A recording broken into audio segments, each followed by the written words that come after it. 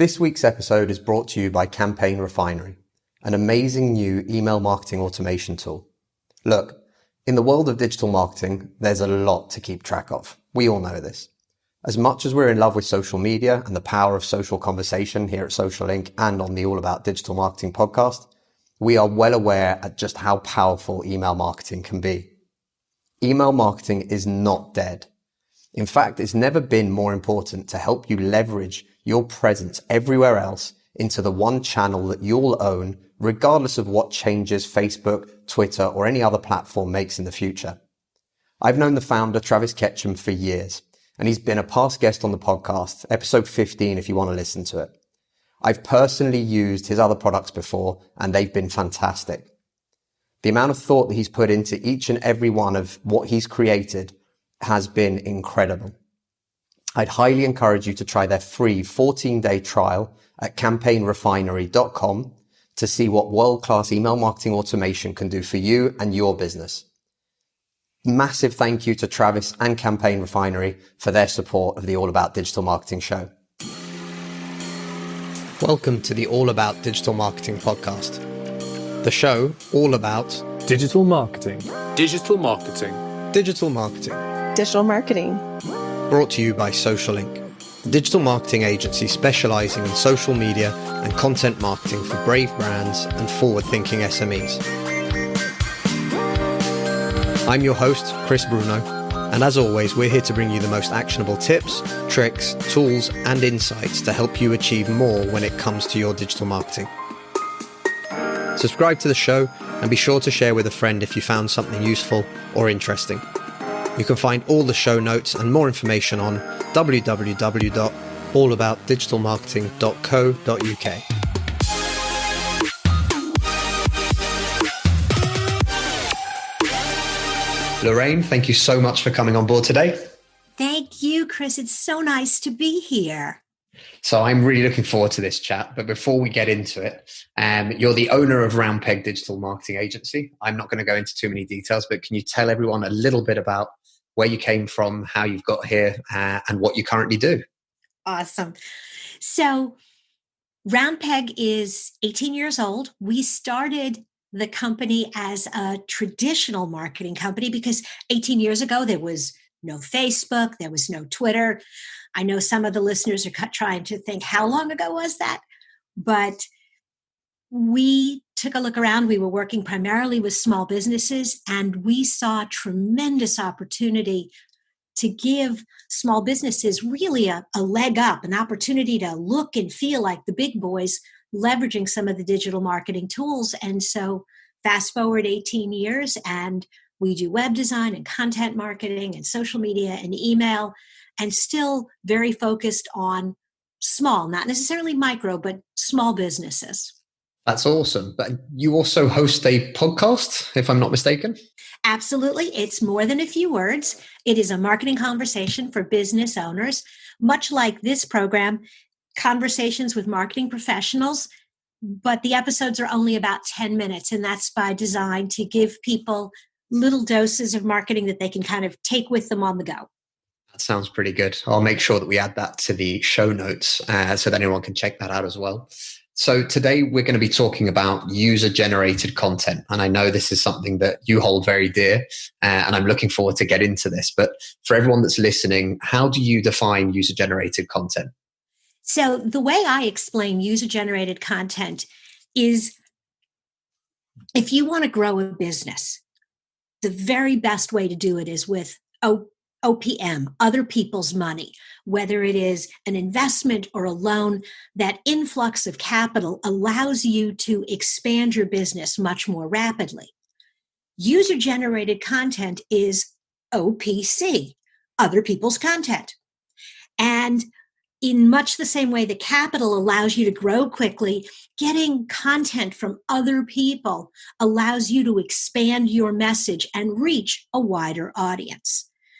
And just one other thing, I want to be clear, it's not about scraping content and just sort of lifting it from other people's websites, but it's really about creating an environment that encourages people to share their content with you so that you can share it with your audience. And this is quite a hard concept for some of the bigger brands that I've worked with to kind of get their heads around, it really requires a certain level of buy-in from your audience, right? It's not something that you can just kind of put out there and say, hey guys, please create content for me and easily make happen. It really comes from, like I was saying, a buy-in, a real kind of relationship with your audience. Would you agree with that?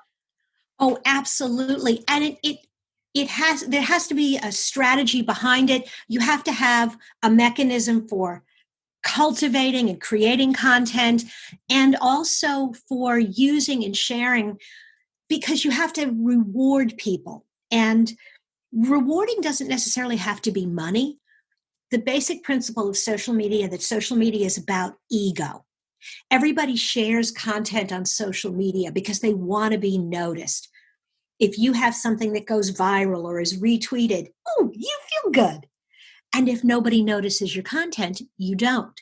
And so as a brand, whether it's a small company or a large company, you have to remember to say thank you. It doesn't mean you're going to use all the content that's shared with you, but if you acknowledge it, people are more likely to share again in the hopes of being recognized and retweeted or reshared. It's quite interesting, actually. I had this conversation with somebody the other day, and they have recently started a Facebook group. They got a huge amount of engagement. It sort of took off very, very quickly. And one of the things that I was talking to them about was the fact that you need to go through that now and engage with those people. People have come to you, people are getting involved, people want to have conversations. Now you have to have those conversations. And one of the things that she said was, what, like I have to answer all of these? And my answer was, yes. Right? That's the whole point of it. That's why people are getting involved. Well, and depending on the size of the brand, and I'm laughing because I remember when I first got on Facebook, and my daughter, who was in college at the time, had obviously been on Facebook longer because it started as a really targeting college. And the very first year that I had my birthday, and I started getting birthday greetings, I stopped and I spent literally all day writing thank you notes to everybody who wished me a happy birthday. And my daughter's like, Mom, you can put one note up at the top of the page and just thank everybody. I was like, no, I can't, because they all took the time. And they're like, she's like, it's almost automated. You don't have to really thank them all. I've never gotten over that. I still thank everybody on my birthday. But I think with larger brands, where you're getting hundreds and hundreds of interactions, it's B.F. Skinner, the psychologist, talks about intermittent reinforcement. Even if you don't respond to everybody, if I look around and I see that you respond to some people and I see that you do it sometimes and not others, I will keep trying and I will keep submitting content in the hopes that I will get noticed sometime. If you always respond to everybody, the very first time you stop responding, people will stop submitting. And that's quite interesting in the distinction as well between the big brands and the small brands. So we were talking to a startup at the time when we said that. So, at the early stages of just creating the community, etc. But actually a really good example of what you're talking about is here in the UK, Kentucky Fried Chicken on Twitter. Mm-hmm. And they are phenomenal. I mean, these guys must have a blast at work because they don't take themselves very seriously. They have a lot of fun, even with their competitors. They drag them into their conversations. And one of the main things that they do is those first, like you mentioned there, the first 4, 5, 6 good responses that come back to one of their tweets or whatever, they'll automatically engage with.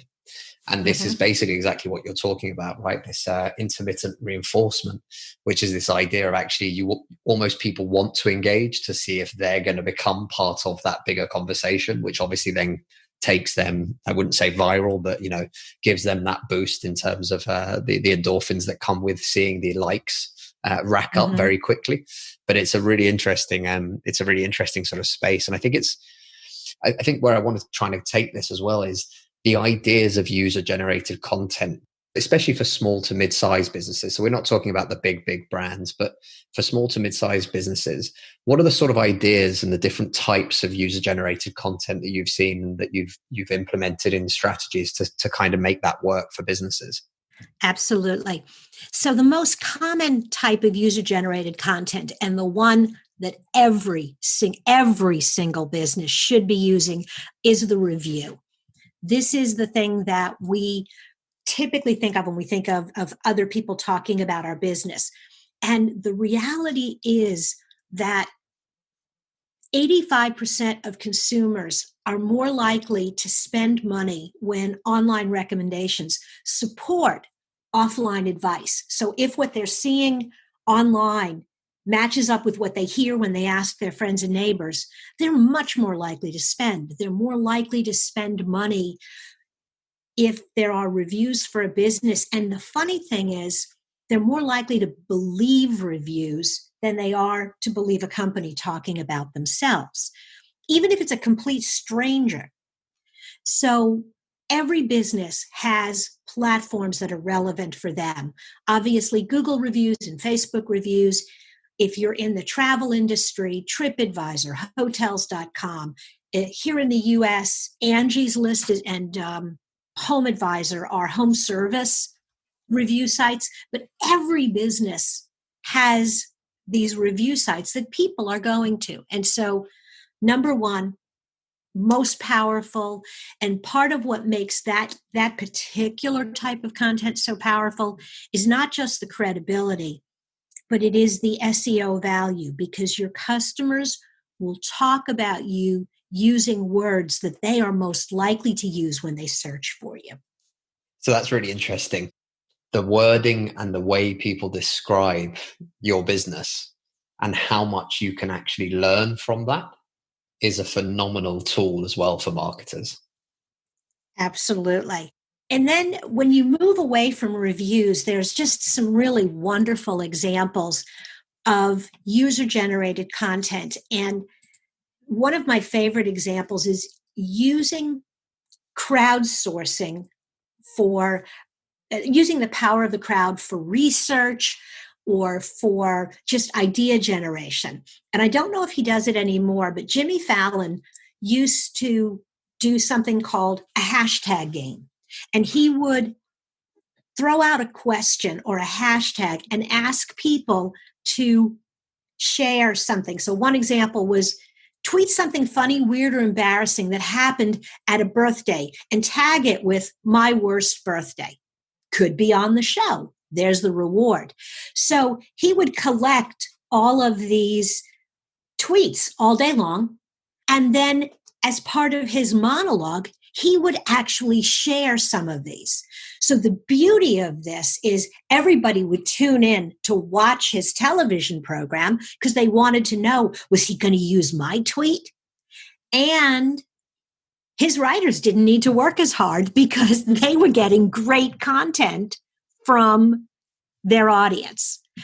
And so whether it's a brand name or a product idea, if you have a community that is already following you, you can throw out these questions and just get an influx of brainstorm ideas.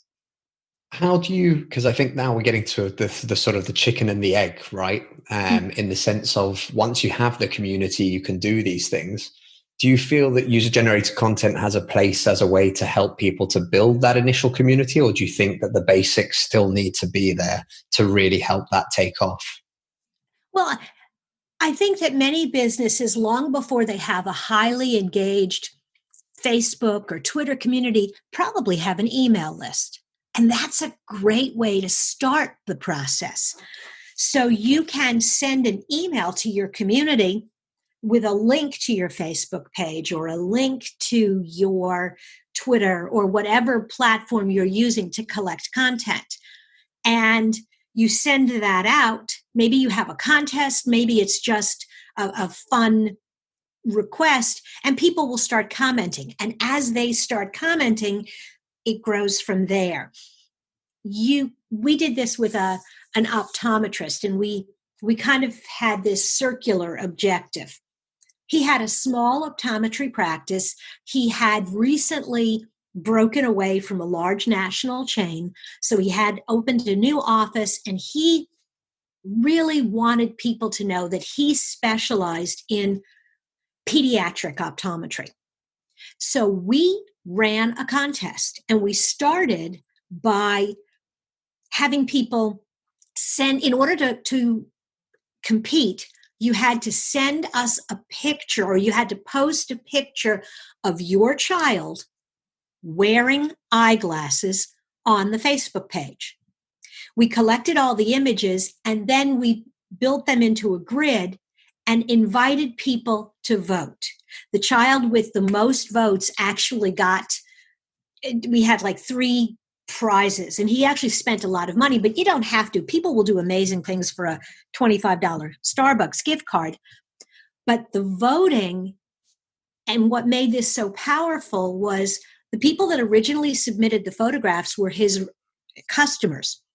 But in order to win, they had to share the link with their friends and family. And so, the winning photo had hundreds of votes. Well, those hundreds of votes were friends and family, all sorts of everywhere. And in order to vote, you had to do 2 things. You had to give us your email and your zip code, I think what you guys call a postal code.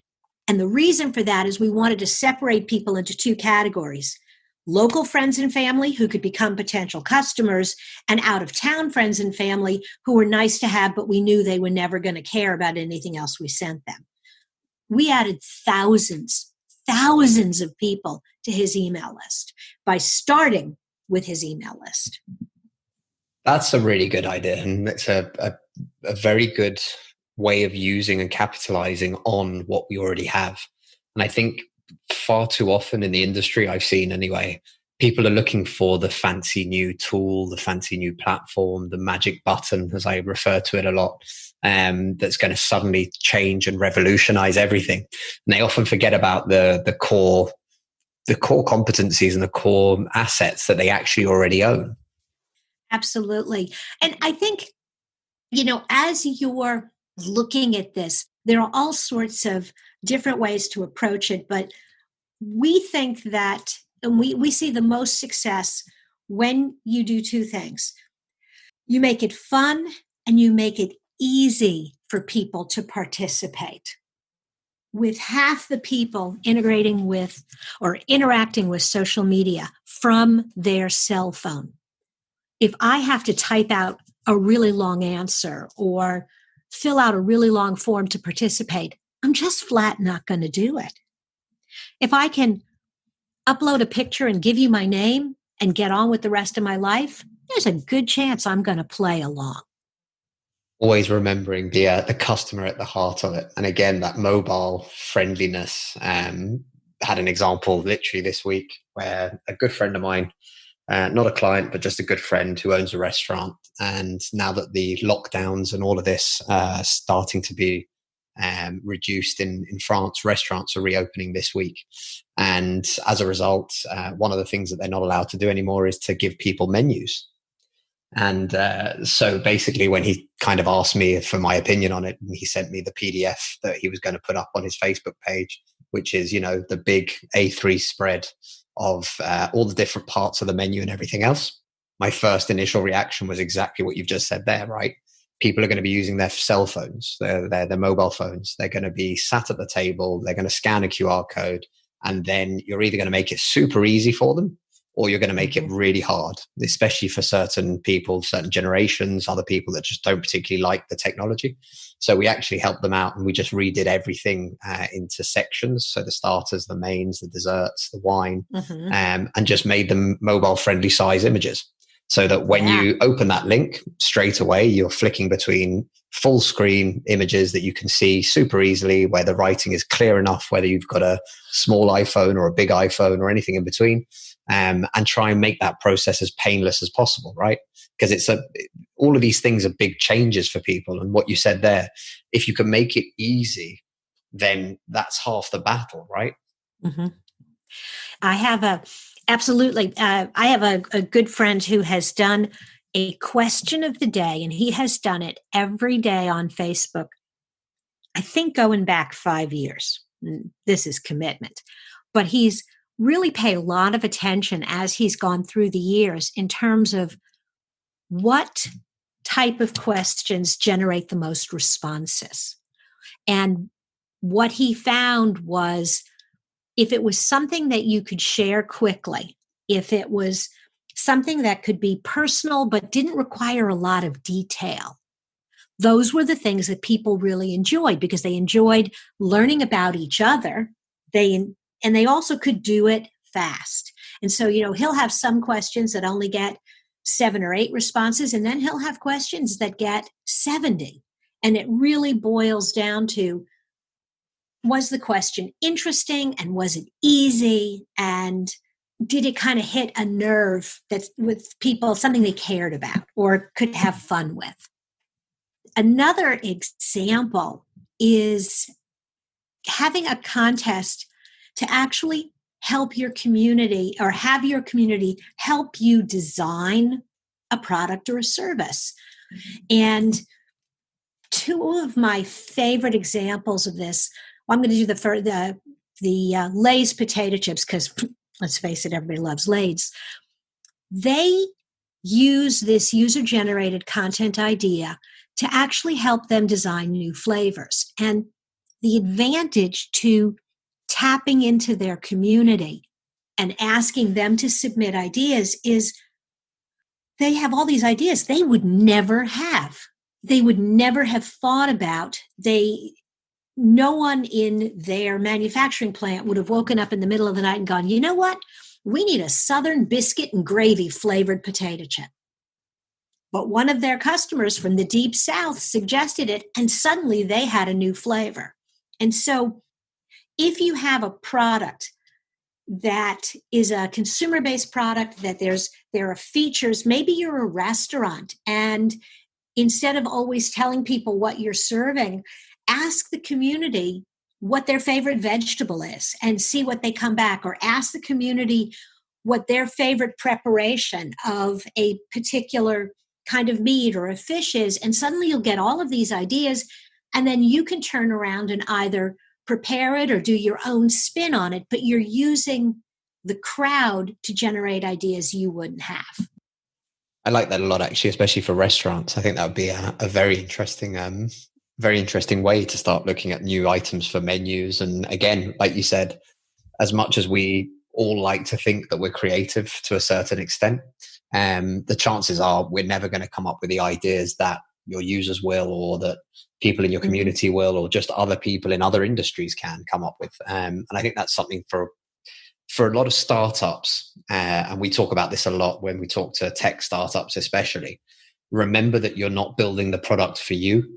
and the same way as this is kind of going out there to find out what other people want, and you're almost doing market research that 20 years ago would have cost hundreds of thousands of dollars probably, but you're actually getting that for free. And at the same time, take that feedback on board. And this is something that we really hammer into founders, especially in the early stages.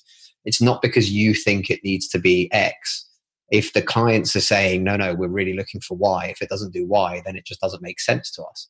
So unless you've got that, unless you're taking that on board and you're really using that information, then actually you're building the wrong product for the wrong group of people. Mm-hmm.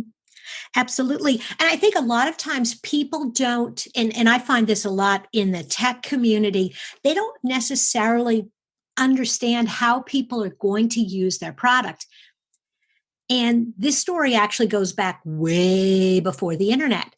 There's a product called Arm & Hammer baking soda, and it was, created well before I was born, and you used it when you were baking. And that's what they thought this product was all about. Well, somebody figured out that baking soda had amazing odor fighting capabilities, and they started putting it in their refrigerators to absorb the odors from foods. And so suddenly there was this whole different use for Arm & Hammer that was very different from what the company originally intended. And instead of telling people not to do that and continuing to market to the bakers, Arm & Hammer actually embraced the odor fighting capabilities. And so they promoted the idea of always having a box in your refrigerator. And then they went, well, what else fights odor? And so they expanded, and they now make Arm & Hammer kitty litter to absorb odors, and they make Arm & Hammer room deodorizers and all sorts of other products that have nothing to do with what their original core competency was. But their customers, because they were open to the user-generated ideas, their customers led them down an entirely different revenue stream. I think what's really interesting, so we're recording this, it's the 2nd of June. So lockdowns are starting to ease, tensions around COVID-19 and everything else are changing. But I see this as being one of those moments, a bit like what you've just talked about there, where there's going to be a lot of businesses right now that need to adapt and change. And people that are still focusing on and not listening to their community or not monitoring what those trends look like, whether it be, are people all going to flock to get on a plane next week because flights start and they're going to go on holiday, etc., or actually are people going to take it a little bit slower? Restaurants, are people going to start going for family dinners and stuff like that at restaurants, or are they going to be taking away more food to eat at home? All of these things are going to require some real kind of changes and shifts. And I think the way I tried to put this in an article recently was, for me, it's all about adapt, change, evolve, right? And you've got brands and examples, and you've mentioned a great one there where, you evolve and that ends up being a huge asset, right? The company has changed direction almost entirely and probably gone from strength to strength by almost accidentally finding this niche market that they could be in. But you've also got the examples, and never forget, things like Kodak, who made the first ever digital camera, and then kind of went, no, that's not where the shift is going to be. We're not shifting. We make film for cameras. Nokia, who used to be the leader in telephones and mobile phones, never really caught on to the idea that smartphones were actually going to take over and what they could do or how they could innovate or how they could adapt. And I think this is one of those crux moments right now, again, where, if you're a business, if things are a little bit hard, if things are a little bit, harder or struggling compared to what you were doing, it's time to really re-identify that strategy, right? Bin the old business plan, start looking again. And again, maybe even using this idea right now of, what do your clients want? Right? If you're a retail business right now, if you ask your community and they say, look, we want your products, we just don't want to go to the store, now's the time to get yourself set up for e-commerce as quickly as possible, right? Absolutely. We made a shift and the timing was perfect. I love doing live training. Put me in front of an audience and I am in my happy place. But we were starting to get requests for more online training. And so I started developing some core expertise. Well, I will tell you that has been a mainstay of my weeks since we've been locked down, just offering more online training and offering different topics and figuring out different ways to develop online training. And I have some friends who are clinging to the presentation model, and they are moaning about the lack of conferences in 2020. And it's like, yeah, there's going to be a lack of conferences. So what are you going to do about it? And we routinely ask people, what topics? What do you want to learn about? What questions do you have? And the more you ask people and then actually do something with the information, again, the more likely they are to respond to you. I want to throw out one more idea of what you need to keep in mind if you're going to do user-generated content. And that is that you have to be prepared for the unexpected. You may ask a very simple question and think everybody is going to give you a photograph that looks like this or looks like that. And one of my favorite examples is, there were a group of us that were very active in social media when social media was really just kind of starting to be a thing. And that was the year Indianapolis hosted the Super Bowl, and the organizers really wanted to have this great social media footprint in the city.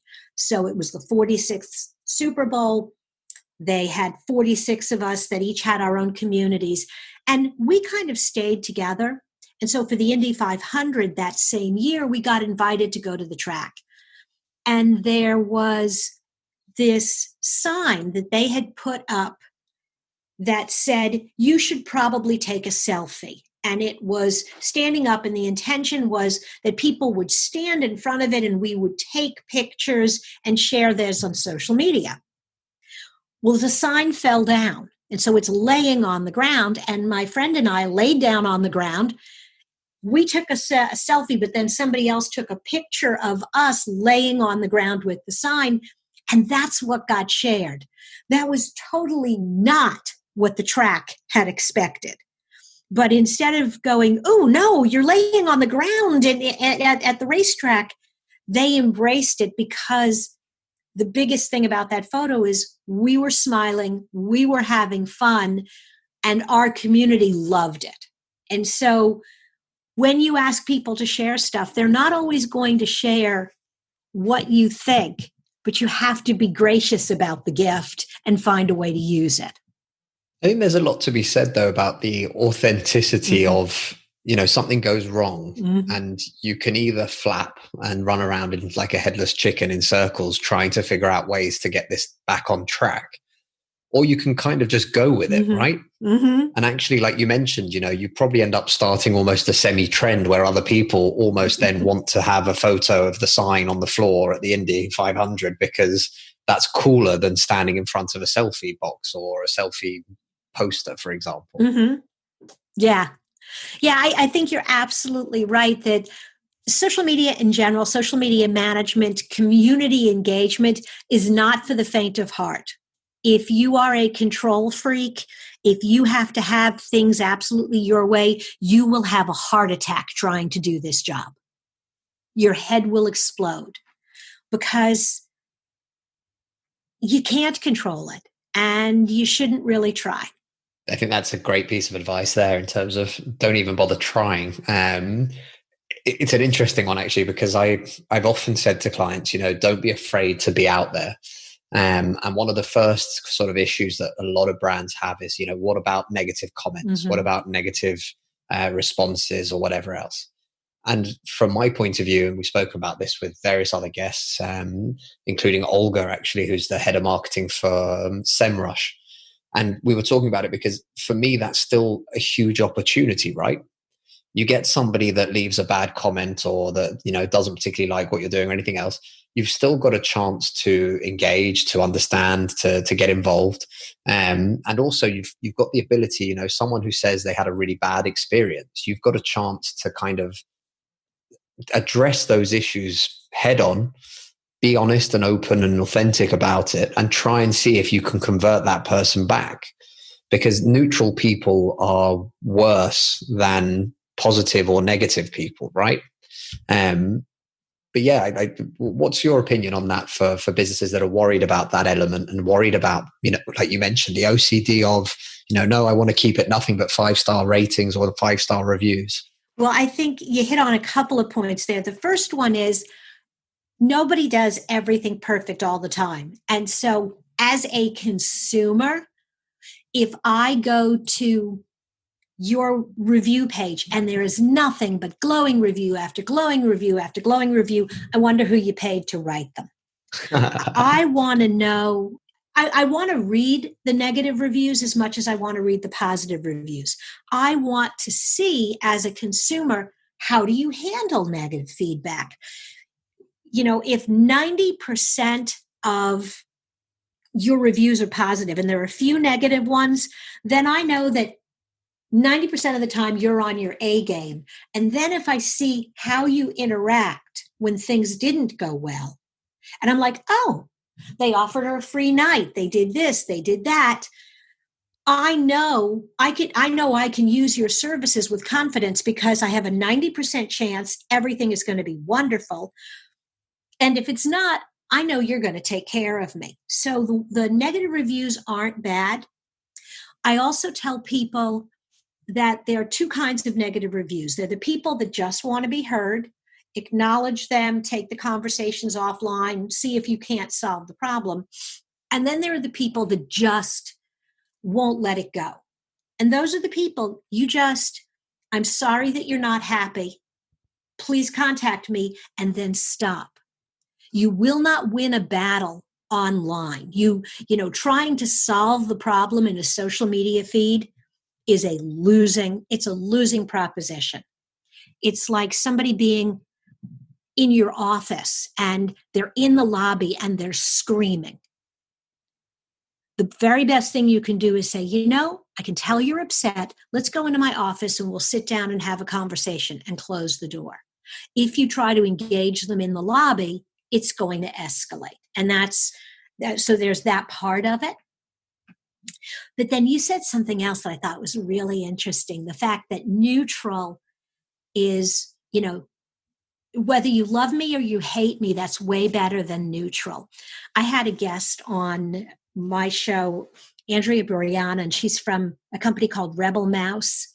And she was with BuzzFeed before she started this company. And she was talking about what makes content contagious.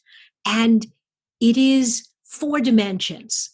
It's either believable or not believable. If it's, oh yeah, I totally believe that, people will share it. If it's so ridiculous that people don't believe it, they will share it. If the idea is something that people just love, they're so excited about it, they will share it. And if they hate it, they will share it. The only place you don't want to be with your content is in that middle. And they had done just tons of different tests. And the one that I think got the most interaction with them was like a pet island where you could send your pet and it would live happily forever. But of course, you had to let go of your pet. And people either loved the idea or hated it. They either believed it or they didn't. But it generated an emotion. And so if you can share things or create ways that people can share content that generates emotion, it's more likely to be viral and contagious. I think emotions are something that get forgotten quite often. And actually, I had a conversation very recently that will have just been a couple of episodes before this one, actually, with a chap called Phil McSweeney. And he actually used to teach marketing years ago. So we're talking pre sort of online, pre everything. And he was always very interested in the emotional side and the breakdown of what we call emotions and, how many different emotions there are. And when we get asked, that question, how many emotions are there? We can probably ramble off 7 or 8 quite easily. But actually realizing just how many different variations, how much the spectrum of emotion and good and bad actually comes into play. And for a lot of small businesses, it can be hard to realize that you don't actually sell a product, right? You sell something that's either a solution to a problem. You sell something that makes somebody feel good. You sell somebody something that's going to help them get over a negative feeling, something. There's always an emotional kind of attachment to a purchasing decision. And I think it's something that's quite often overlooked. What would you say to small businesses when or around that sort of emotional side and trying to really capture that into their content? Well, as you were talking about that, I remember my very first marketing professor who held up a tube of lipstick and she asked what it was. And, we're all guessing, well, it's lipstick and chemicals. And she kept shaking her head no. And she finally said, no, you're missing the point. This is hope. Every time a woman puts on lipstick, she hopes it's going to look good. She hopes it's the right color. And she hopes she's going to get kissed. And that has always resonated with me. And I share that with all of the business owners that we work with to try to define what it is about their business. How does your product or service make someone feel? What's the emotion? What is it that they feel? You're selling heating and air conditioning. They feel comfortable. They feel relaxed when you're gone. You're selling accounting services. They feel prepared. They are relieved or they're aggravated when they come to you and then they're relieved when they leave, or maybe they are confused. But if you can figure out how someone is going to feel after they use your product or service, you have a whole different way of creating marketing messages that will engage and interest. And again, going back to the whole topic of user-generated content, how did you feel when you used our product? How did you feel when you left our restaurant? How did you feel when you got your new car, desk chair, computer, doorknob? And listen to the answers. Lorraine, I've really enjoyed this conversation. This has been hugely insightful for me as well, because I think user-generated content is one of those crazy spaces that lots of people try to jump into and don't necessarily realize the nuances that come with it. So thank you so much for coming on board. And just before you go, where can people find you? Where's the best place for people to find you and to connect with you online? Well, they can certainly come to our website at roundpeg.biz, and they can look for More Than a Few Words wherever they listen to podcasts. Chris, thank you so much for the invitation to sit down and chat with you. It's been my pleasure, Lorraine. Thank you so much. The All About Digital Marketing podcast is brought to you by Social Inc., a distributed digital marketing agency specialized in delivering results through online campaigns. Whether it's content marketing, social media marketing, online advertising, or web design, we've got you covered, from strategy through to delivery. If you're struggling with your digital marketing, get in touch today by simply visiting www.socialinc.co.